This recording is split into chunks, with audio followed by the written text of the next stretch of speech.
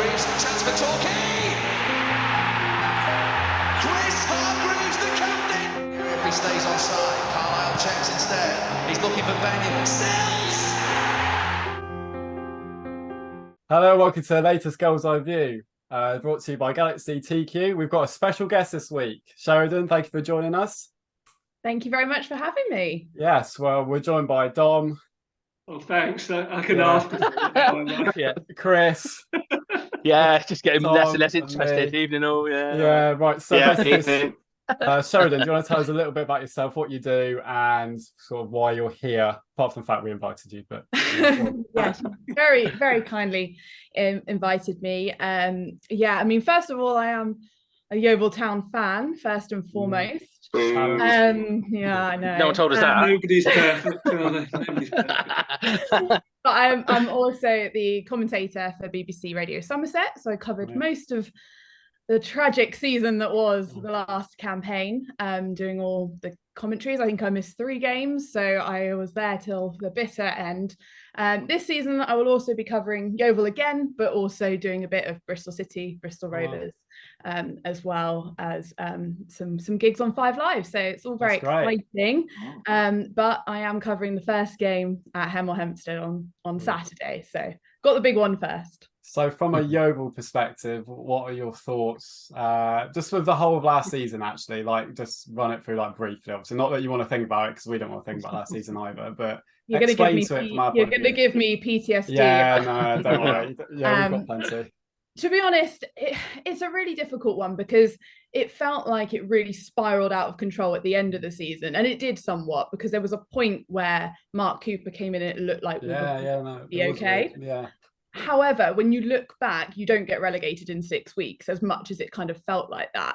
So from the start, really, we were always on the back foot, and the main problem was all the off-field situation, which went through the whole season, affecting the players, affecting everything really. But also the main problem was, I mean, we couldn't score goals. It was just absolutely dreadful in terms of goal scoring, and that was true under Chris Hargreaves, and it was true under Mark Cooper as well, because he wasn't getting the support to get someone in to score goals. So, you know, he made us better, but we still weren't putting the ball in the back of the net, and that really is the reality as to why.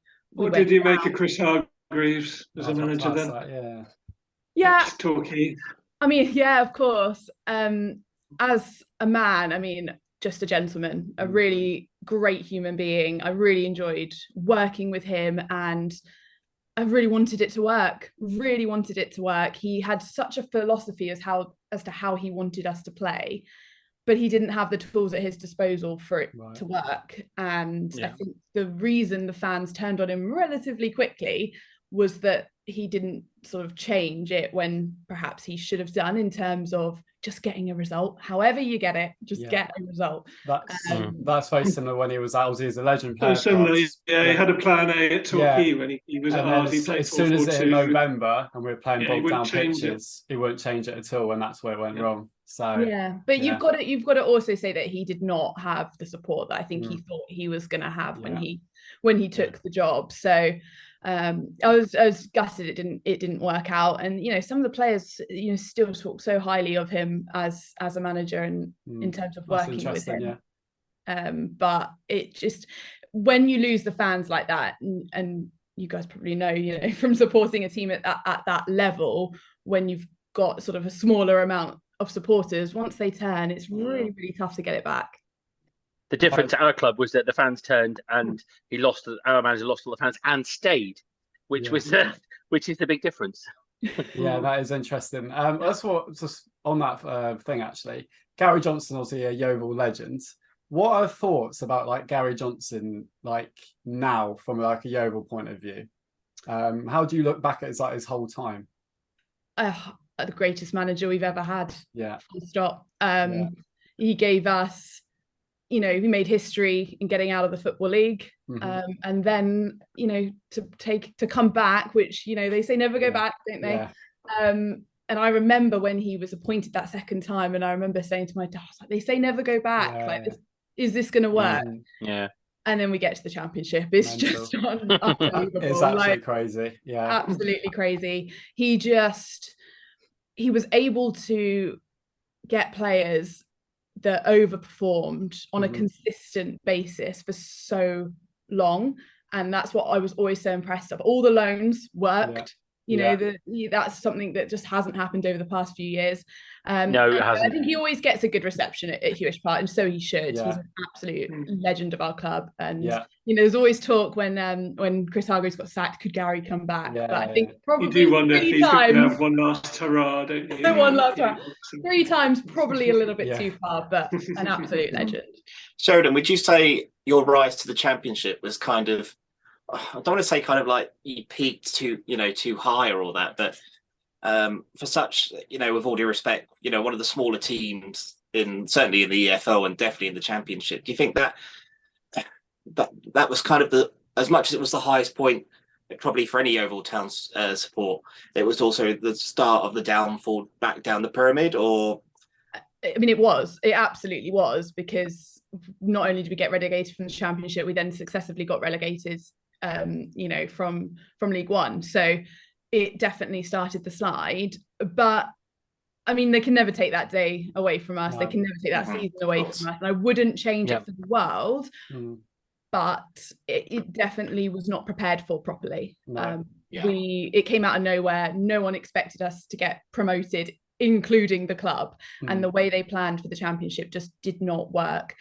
And we lost all our good players when we got relegated from the championship, and we didn't prepare properly, and that is the problem. And there's a few appointments since then that just haven't worked, and as much as they got it right bringing Gary Johnson back, from then the decisions higher up have been the reason that we have fallen so far. I mean, it's remarkable, isn't it? 10 years. It's mental. Championship. It's very scary, isn't it? Incredible. Because we go. It is when you think there were two sides as well. Scunthorpe were the same, weren't they? The same. I think they get relegated the same year. I think as Yeovil out the Champions League. 10 years later, they're both in regional football. It's incredible, really, isn't it? I mean, I have to admit, my wife's from Yeovil, so I know the area relatively well. So I've got a few friends that are Yeovil fans, and it's kind of we were kind of. I work with a couple of Yeovil fans, and about March last season, they said to me, "We're down." And I was like, that was when we were like, really, that was before we perked up. And I was like, no, don't be silly, He's like, seriously, you've got a better chance of staying up because we just can't score any goals.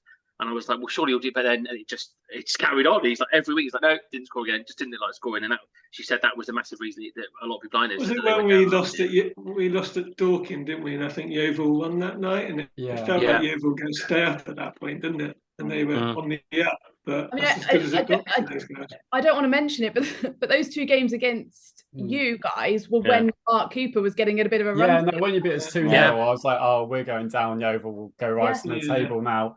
Yeah, they weren't a good standard of games, mind you. Looking back, like it was, no. And when you look back at what happened, you can see that when you watch your own team, you're like, we played really well. And we certainly at the home game, I think we deserved the victory. But to grind out the point and stuff like that, probably should have done better. You realise the standard of the 2 teams, and they probably both deserve to go down. It's just 2 teams, because I've said a lot of the key thing is momentum, and now we're in the National League South again. It's about stopping that. But Yeovil, I mean, the downwards momentum's been ridiculous. I mean, this is such a crucial season. I just can't go over the fact talking Yeovil. We're just about to kick off in the National League South. Just shows once results start going against you and you get a losing mentality, you can go down the leagues like anything, can't you? You see teams get relegated once and then they get relegated again. It happens so often, doesn't it? And we did in 2004. We went up, didn't we? And then we got relegated from League One. 2 years later, we got relegated again. That's just the way it can happen, isn't it? So, I tell you what's really odd, thinking about what's similar at both clubs, and always, obviously from afar at Yeovil, but certainly at our club, is the positive feeling about both clubs. Because I mean, what's odd about our place, and it really was odd for those that are there week in, week out and around the place and kind of see a few things. Towards the end of last season, there really was a feeling at the end of last season you really wouldn't know we got relegated. We had a really good run. We'd had a group of players that had gelled. We'd won, was it 5 out of 6 or whatever? And it was kind of like, we'll crack into next season. And you're kind of thinking, hang on a minute. There was a real lack of, a lot of fans wanted someone to take responsibility to Johnson to say, geez, sorry, we shouldn't have done that. And it's almost the same, you know, and that good run, that good feeling is carried on through pre-season. We've re-signed a lot of the loan players that were successful. And I think the key for us will be a good start to keep that good run going. And then again, you look at Yeovil, you know, from where they were at the end of the last season to the new owner. So again, from afar, all the goodwill and all of the stuff he's doing in the community and locally and within the stadium and everything, it all feels very positive for two clubs that had perhaps he's got relegated. It's pretty strange. Strange thing is they both got better teams than we did in the National League, haven't we? And Scunthorpe in the North as well. Scunthorpe's team in the North is ridiculous.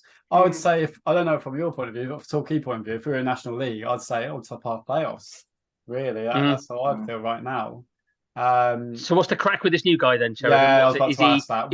Is he a wacky? Because again, people I know, some people have said, "What a guy! Exactly what we need, brilliant." And other people have said, "This guy's really gonna.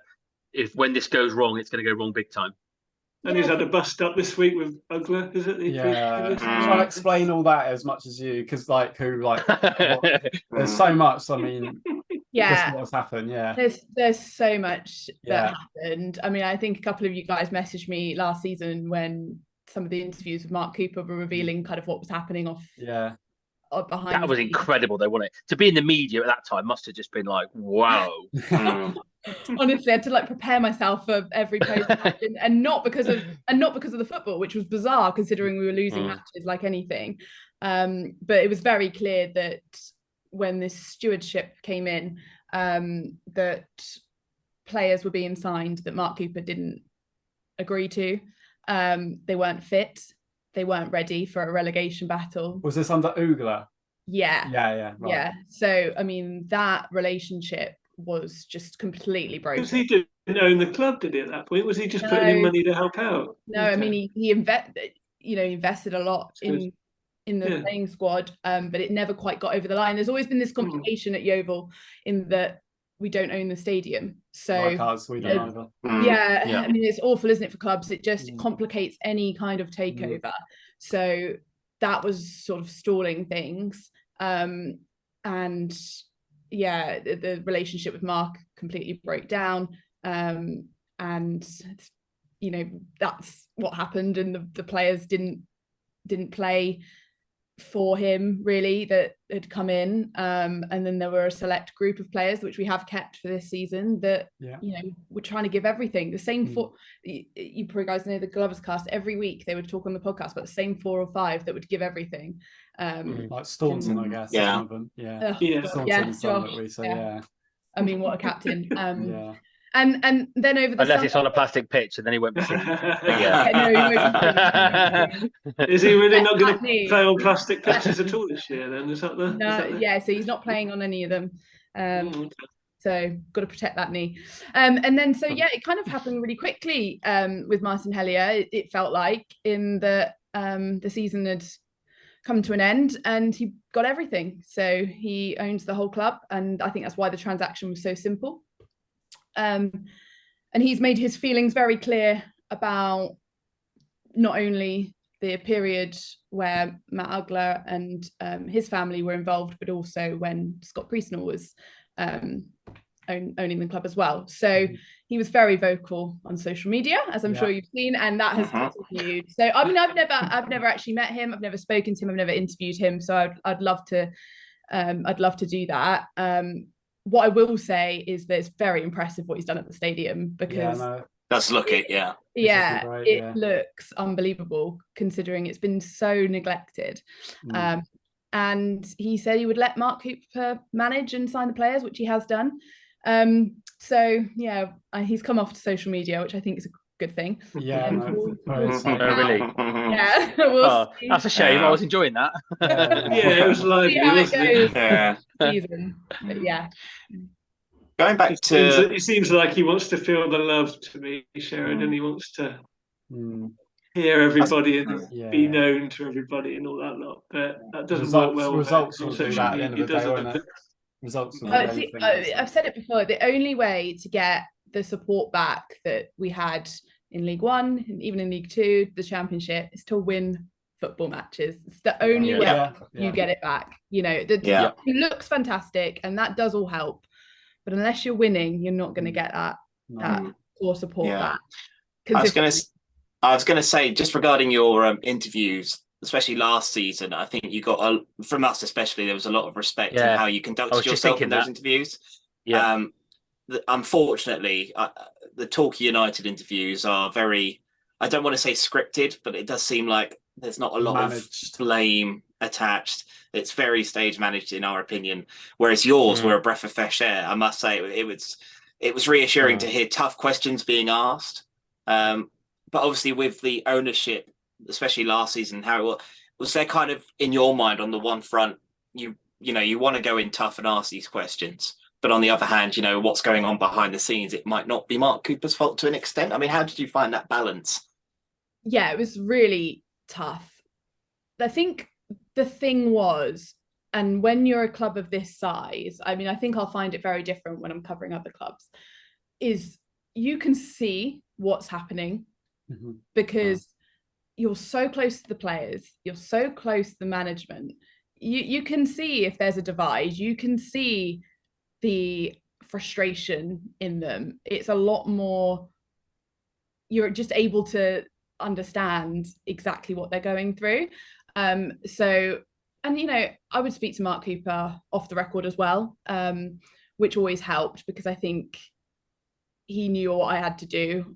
He obviously also wanted to, the thing is, he wanted to get his point across as well. So, I mean, he's never been relegated as a manager until now. So he knew that it wasn't great for him. The players knew it wasn't great for them.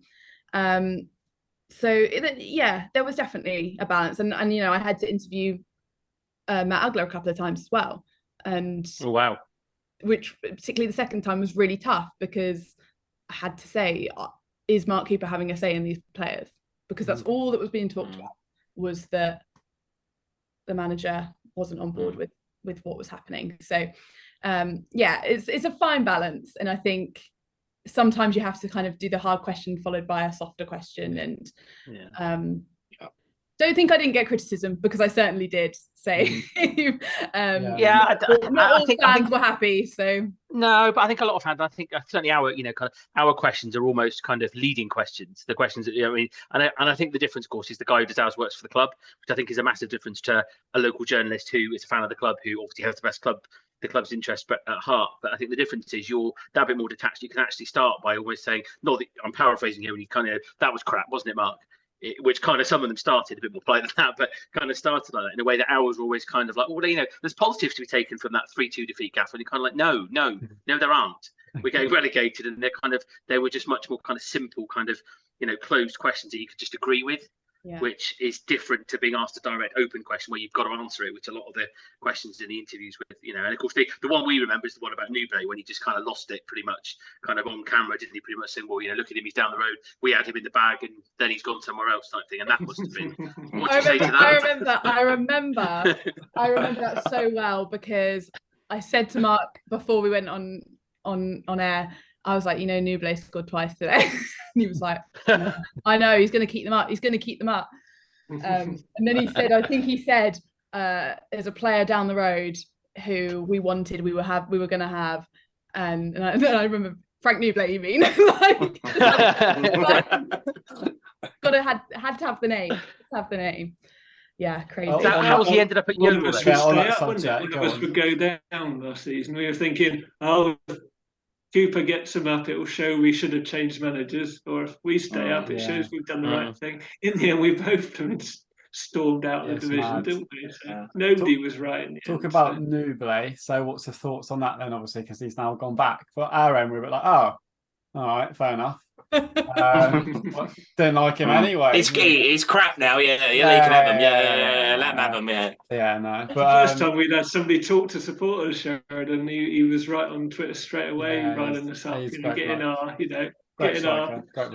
excitement going for games, and that did make a difference. End of that season. He's been doing that for Yeovil, I guess. He seems a real character and so experienced. And so, I mean, as you know, I've been in the US. I haven't been to any pre-season friendlies, but I speak to obviously loads of people that go and they just say you're going to love him because he's a hard worker, and he's scored, I think, twice in pre-season, but he's assisted a lot. And I think that is going to be so important Because you've got a lot of like first team strikers, if that makes sense. I look at just the like names wise, they're obviously very experienced, and I guess he's going to find the right partnership between there. I mean, we literally just have two at the moment, so we need to strengthen there. But yeah, it's been interesting on who he's going to play, because what have you got? Hyde, Murphy, is it? You got Nuble, and what's the other one?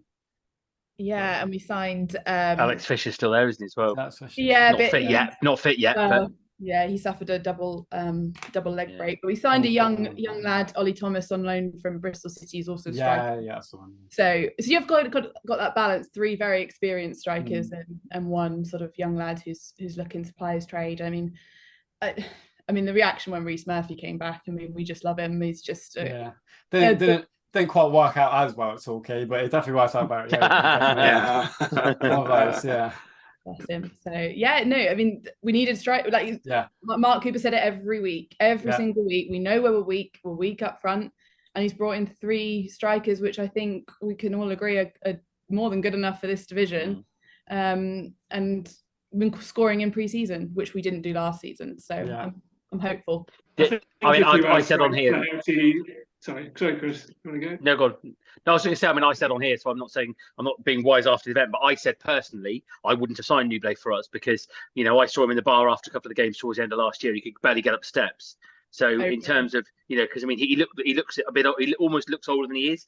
He gave it everything on the pitch, but he was cooked by kind of 70 minutes a couple of times. Well, he didn't have a pre-season, I think in terms of fairness. Yeah, that's true. And of course, this season his general fitness will be higher. But in terms of what the lad we've signed, Brad Ash, from what I've seen in pre-season, looks sharp, lively, and he looks like the sort of player who's going to stay fit. But having said that, it's not to say that Nuble won't stay fit, but will he give you 46 games or a good part of that? And that would be my only worry with him, because I don't know, for the money that we would have paid, and I'm sure Yeovil are as well, I don't know that it would have justified the output.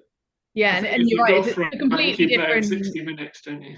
I think you sub him early and try and keep him fresh as the season goes on. I don't think he'll be able to play 90. Yeah. I mean, I love the signing of Brad Ash. I know we kind of like wanted to look at him. I saw him when he was it must have been a few years ago now at Weston, which is where I and at this level, which is where Weston were playing at that time and are again this season.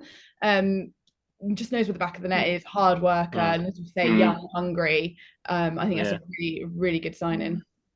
Yeah, he knew where the back of the net was against us as well when he stuck it in the top corner of Weston in the 90th minute that season as well. Yeah. So top bins, yeah. I mean, what I like when we scout our players, Chris, they score against us, and then we think back by so we sign them. So I was just going to finish on the just say what I like. I mean, is he looks like a multi-dimensional, because he's not big, but he can come short and he's quite strong. He can go over the top. So I think hopefully he'll be able to kind of tailor his game depending on the situation and the opponents and kind of how we're playing in certain games. So time will tell, but he looks good. So what's the noise within the club? So is it actually win the league, anything else failure? Is that the same with Yeovil? It's not actually, I don't think generally. I think there's hope that we will potentially win the league. Yeah. But we've been burned a few times over the past 10 years. So I think we know exactly what it's like when you drop down a division and you're expected to do well. I think there is a slight difference in that, I mean, both of us, our clubs, are going to be huge in this division. I mean, already Hemel Hempstead have said that we've sold, I think, 500 tickets, and they get an average of 500, and they're going to have to segregate it now, and all those kind of things. We're used to it, but last time it literally was weird, like being Torquay. We're quite a big club in the National League, ex-Football League club, but like, yes, it sounds ridiculous. We're almost like everyone's like big away day out, so teams will turn up, and then when it'll be quite tight for a while, and then after about 60 minutes, the fitness will just go, and then we'd kill them off in the last half an hour. I don't know what it'd be like this season, but it's totally different test. I generally think the league will be won on those sort of plastic pitch away days on like Tuesday and a Sunday. Really, I think those are their games, because there's such a big thing around these, and Torquay historically have done terribly on those pitches. I think as the non-league's gone on, it is getting better down the levels, isn't it? I think there's more professionalism coming down. And I know a lot of the teams are amateur, but I think the level standards are getting a bit better. So I don't think we should expect to I do agree. Like we did last time. I do. So there's a little bit of apprehension, but we are being predicted as the champions by pretty much so weird. I've never known a season which causes its own concerns, doesn't it, guys? We'll go under the radar. You take all the pressure. Yeah, no, it is quite. We're not natural favourites, are we? We'd like to be. No. In fairness, though, because let's be honest, you see quite a lot of guff on social media these days, don't you, when it comes to these things? But that's what's coming out of the club. You ask, every player that's been interviewed has been like, "What's the goal? Promotion? That's it. Doesn't matter." One said, "Doesn't matter if we win the playoffs or not." And I was like, "No. We aren't entering that lottery. Thanks. But it's just a very clear message. We're here to win the league. That's it." Somebody said, we need to put last season right." And you kind of like, crikey, it's all. Everyone says that the week before the start of the season, don't they? But then you've got to go and do it, haven't you? But it's a very odd feeling. Do you think I think there's something similar in Yeovil, and I think it's quite surprising often when you get relegated that you're pleased when you re-sign players, and I've noticed the same in Torquay. Yeah. And Kev Dawson, who of course is a Yeovil legend as well. He's got a bad injury at the moment. Really excited about re-signing him. We re-signed Matt Worthington somehow. And players like that. We've obviously got Jordan Maguire-Drew, and it's funny because those players technically have got you relegated, but you're excited that they're still there for a division. Maguire-Drew in this division that's scary. Madness, isn't it? But I think they probably feel like they need to put it right. So maybe that is coming from internally and in the players, and it's a similar thing for us. It's surprising as well because some of the players I expect should have gone to the conference. I think somebody like Lewis Collins we've signed from Newport. He's a conference player. I thought Jack Stops is good enough. It's good that they want to come down to ours, but I'm just surprised we signed him, and I'm delighted. I think that it could be like a Wrexham Notts County title fight, or we could be sat in Barris when we're like 10th and 11th. All right, Sam, steady on. Yeah. I'm down. Calm down, Sam. Keep on mentioning Notts County, Wrexham in these things. So that's all right. Do you know what though? One thing I would say, I've thought about this quite a lot the last few days. I think one thing that is key, I mentioned the start, is really important for both clubs, because we had it last time we were at this level, because we stuck with the manager that we went down with, and then we had a crap start and he was gone after, was it 6 games? 10. So if either of these two managers has a bad start, it's kind of almost at what point do you start to look at them and think, actually, we've made the wrong choice here? And that, again, the general chat was we couldn't afford to sack Johnson, and that won't have changed, will it? But it is. I can imagine your owner getting angry pretty quick, Sheridan. To be honest, I mean, he's been picking. I've said it from the start that Mark Cooper's the biggest signing for me. That's interesting. And I think he's the way he handled himself throughout last season. The football he plays is just great football to watch, and he is the reason those players have stayed. That we were just same with Gary Johnson. Same with Johnson. We've had that absolutely. Players like they like the club, but Johnson is the reason they stayed. So I don't think our owners would have even thought of Gary Johnson failing this division. I wouldn't have even thought they'd have a plan B. I think they'll be 100% in. Promotion or bust. It can go wrong. That's the thing. But I don't think they've got we'll get another guy. We said that last season, though, and we got relegated. Yeah, like last season, I think they'll stick with him whatever now. I just don't think. I think it'd have to be really bad for any change to happen. So. Sheridan, your fixtures. So you're away at Hemel on the first day, plastic pitch. I've got a friend of mine who's a Hemel fan. That'll be a tough place to start. And then I think you've got 4 home games on the trot, if that's right, because Maidstone have had to switch of you. Yeah, crazy. How confident are you going into the opening game that you'll get a positive result out of Hemel away? Because it's it's a toughie, isn't it? It's it's the plastic pitch, so we're without our captain, which is disappointing. I would have loved a home game to start, because as well there's so much positivity with that around sort of the new ownership and the new squad and the manager. I would have loved to have got that atmosphere going early on, but that's the fixture list, and we're always away from home on the opening day. So yeah, I'm quietly confident. I think it would be really crucial to get off to a good start, because I think there is going to be that thing where we're both looking at each other's results straight away. Yeah. I was going to say, are we going to be looking at each other throughout the season? It does feel like that, doesn't it? It does. It absolutely does. And I mean, it's the first game, so it is what it is. But then 4 home games in a row is, what an opportunity that is. Yeah. Added pressure, though, isn't it? Added pressure to get those results. Yeah, and some tough games. Maidstone's tough game. Kept on with his mind games there. Yeah, we've got Albans. We've got St Albans. Psych you out, Sheridan. Yeah, I can tell the mind games are coming. He's trying to get in your head. Listen to him. He comes across as a nice guy amongst us, but really, he's got Oh no, more trust needs me, than the rest of us combined. Honestly, we're away at Dover on the opening day, and they seem to be an absolute shambles. So that's got typical Torquay written all over it. 2-0 defeat written all over That's got it. 2-0 all over it. Absolutely. No, but again, it's just the good. Getting a good start in this division is going to be key. It's something we've not done in years, and Yeah, we haven't. I mean, it's going to be a difficult but season. it is also a long season. It's 46 games. That is true. If we don't win the first game, don't write us off quite yet, mate. Oh, our Torquay Facebook will. Anyway, one final thing. You just know Torquay and Yeovil fans will go wild if they don't win any games. Yeah, no, it's going to be that, isn't it? One final thing before we go into our predictions.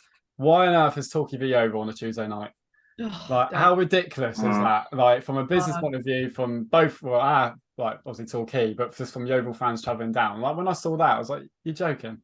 Like, who has decided that? I know, it's gutting. And this, I mean, it's National League Southwest, isn't it? Let's be fair. I mean, the amount of games that are around the Southwest. I'm buzzing because we're at Western on a Tuesday night, so that's deep for me. But it's just a shame because those Christmas games were great, weren't they? They were always bumper crowd. Where have you got Christmas? Because we've got two. Bath City. Oh, okay. Oh, nice. In Thornton. Yeah. Hopefully you don't. It's going to be the only defence. I think the only defence for that is if you look at the way they've structured the league, and of course a lot of that league is structured with intentionally. With a lot of the local games are midweek, aren't they? Because of the travelling, theoretically you don't want Weymouth, you don't want shows like Truro going to Dover on a Tuesday night, do you?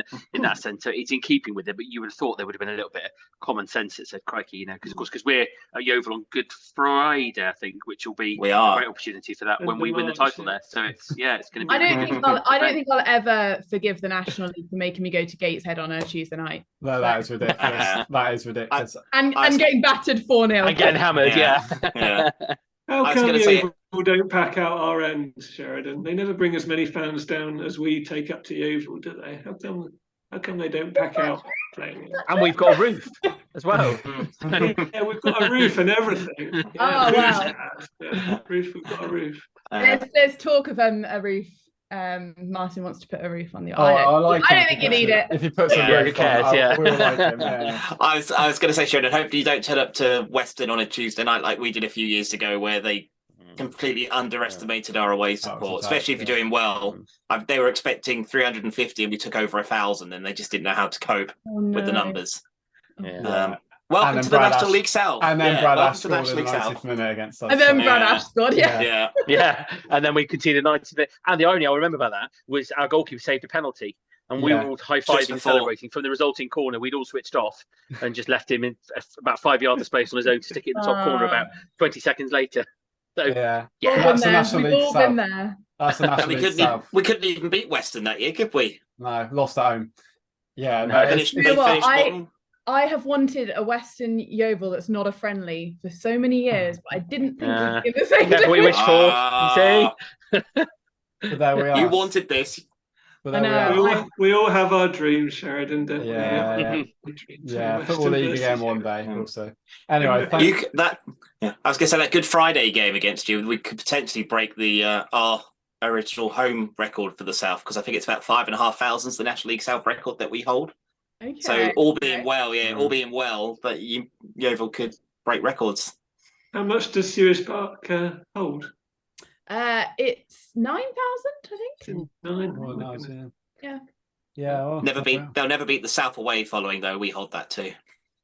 Only because it was at our ground. Yeah, only for Truro the grand show with us. Yeah, that's amazing. That's amazing. And it'll be raining on Good Friday like it always is at Yeovil away as well, won't it? Of course, yeah. But yeah, no, thank you very much for joining us. We're just going to do our predictions, but I mean, let's be honest, whatever happens, I don't think you're ever going to have a National League South season like this again, are you? I don't think has it even ever had such a potentially or a National League South season ever again. Would we need better sanctions? Yeah, we said that last time, but never mind. But finally, we'll do our predictions. I mean, you can predict if you want, Sheridan. Right, Dover away. What are we going? I'm going 2-0 Torquay. Chris. You're looking at me. Right, I'm not going to go. I'm not predicting to all the season. You can all shove that.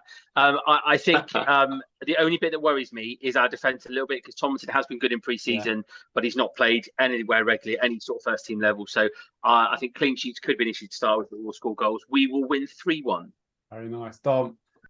We'll go for a draw. I'll say 3-1 as well. Yeah. Oh, yes, why not? Oh, I don't want to I don't want to be too confident. I'm going to go 4-1 goals. Go on, Tommy. No, 4-1 goals. All right, I don't want to be Yeovil too prediction. confident, but you're saying 4-1. What do you reckon Yeovil's going to do? What do you reckon Yeovil's going to do at Hemel? Yeovil are going to win 2-0. There we go. So, Murphy and Nuble are on the score. yeah, there we go. Great. Something to look forward to, isn't it? Yeah, he's going to be such a interesting. pantomime villain this year, isn't he? Yeah, it's going to be. You just know he's going to have it all up, don't you? But there we are. So yeah, thank you for joining us, viewers. Thanks for joining us, Sheridan again. Might do this at some point in the season. We won't be as friendly probably by that point. But a bit more intense. But yeah, maybe on a Monday night in November, the night before the game, and we're nothing friendly about that. But there we go. So yeah, thanks for watching, and we'll see you next week. Here's Hargreaves, chance for Torquay. Chris Hargreaves, the captain. If he stays onside, Carlisle checks instead. He's looking for Benyon. Sells.